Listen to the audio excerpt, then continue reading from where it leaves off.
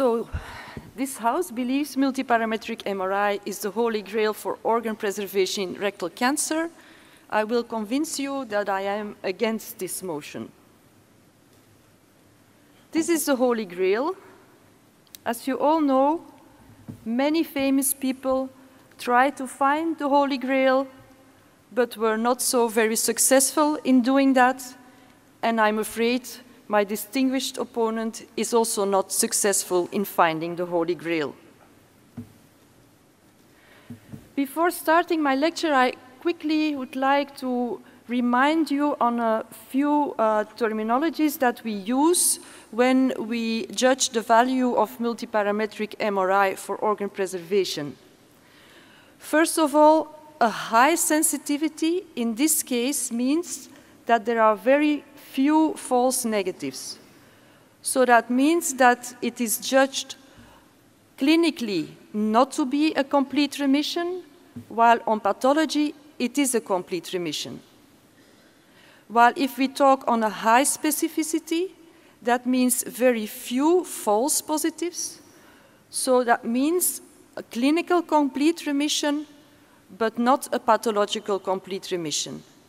And with these values, you can calculate the negative predictive value and the positive predictive value for all these MR studies published in the literature.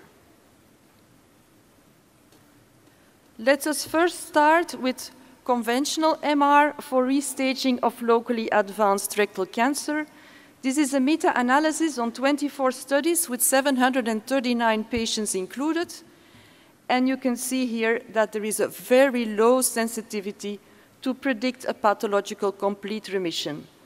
The sensitivity is only 15.3%. So identifying PT0 rectal cancer patients by conventional MRI is simply not reliable. Then we move to dynamic contrast enhanced MRI for restaging of locally advanced cancers.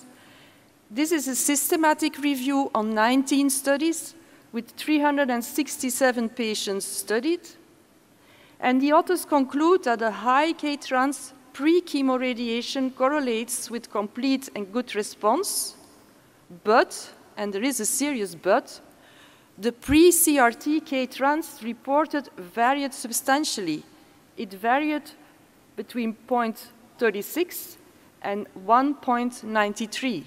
So how reliable is this value then?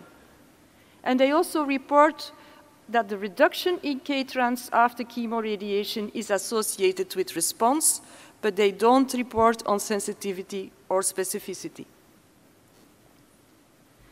What about diffusion-weighted MRI for restaging of locally advanced cancer?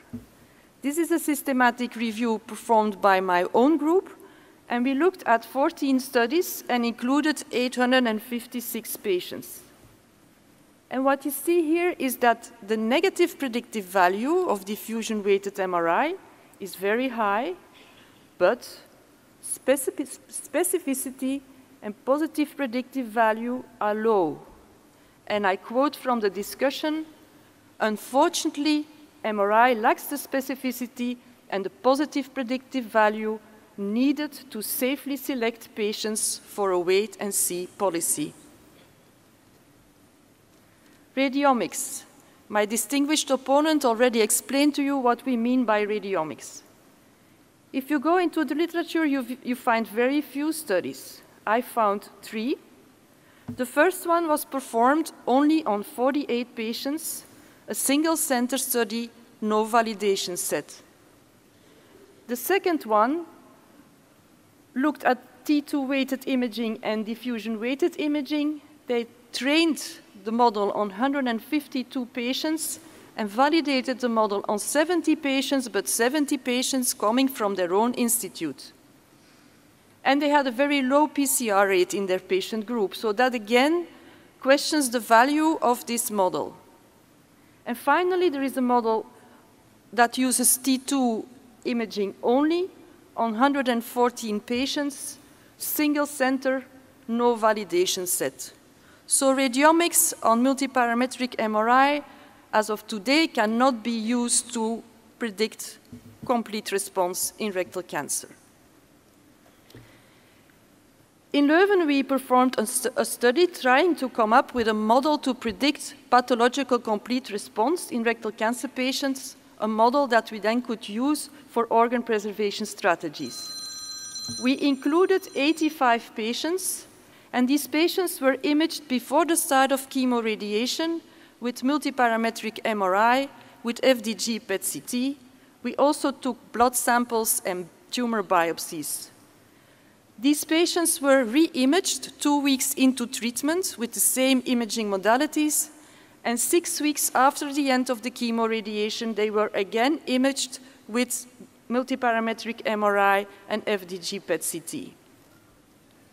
And so these are the parameters we looked on to, and then we could develop models looking at the combination of the imaging modalities performed before, 2 weeks into treatment, and at the time of surgery. And if we look at the combination of all these imaging modalities, and if we look at the changes in imaging features during treatment, we come up with an area under the curve of above 80%. Interestingly, if we only look at the images taken before the start of treatment and at the time of surgery, we also come up with a very high area under the curve.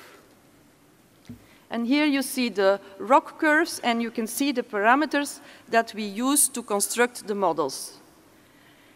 We decided to go for the model where imaging is performed before the start of treatment and at the time of surgery, so that is the model on the right, and it is this model that we currently use in our clinic to select patients for organ preservation.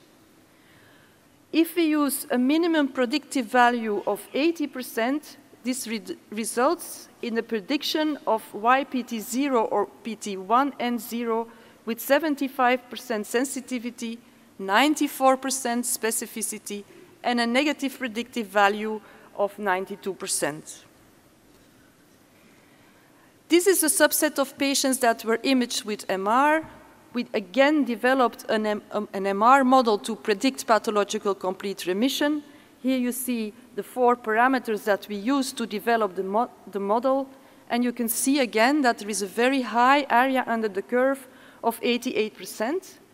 This model we validated with an external model coming from Utrecht.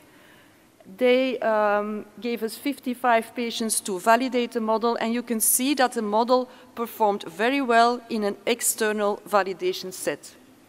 So again, with a positive predictive value of at least 80%, this model showed a sensitivity of 68% and a specificity of 94%. But expertise is needed. Here you see again my distinguished opponent when she received the honorary membership of our society, ESTRO. You really need experts, radiologists, as these people have to delineate the primary tumor on the images. And it is with these delineations that features can be extracted to come up with models to predict response. So you cannot compare my distinguished opponent with a whole army of knights, because they will clearly perform less well.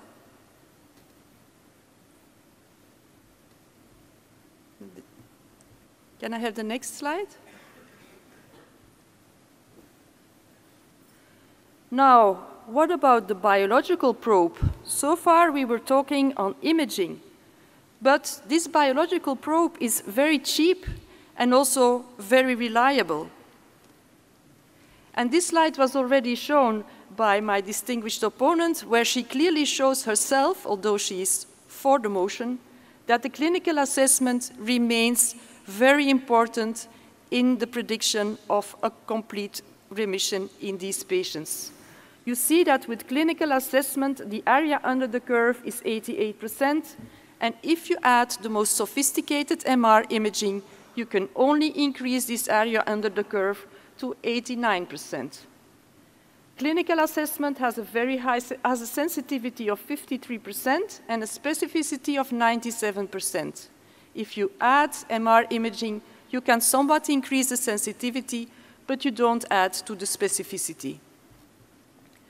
Of course, it's very important to do a rigid rectoscopy in these patients, and this is a nice list from Habragama where she listed all the signs we have to look for before deciding whether a patient has a clinical complete remission or not. So my statement, this house believes multiparametric MRI is the holy grail for organ preservation in rectal cancer. I am against the motion because the low specificity means the residual tumor, while MRI predicted a pathological complete remission. The high sensitivity means a potential valuable tool to deselect patients for organ preservation strategies. And I would like to end up with the story of Lohengrin. You're probably all familiar with it. It's an opera composed by Wagner in 1848. Lohengrin was the son of Parsifal. He was a knight of the Round Table and a guard of the Holy Grail. And here you see him on his boat, pulled by a white swan, when he came to save his princess. Luckily for Regina, she also has a knight who came to save her husband, Gerard Bates, an abdominal surgeon heavily involved in rectal cancer surgery. And he married her so that she became Regina, the queen of MRI. And finally, I would like to congratulate the organizers of the World Conference on GI Cancer with their 20th anniversary. Thank you.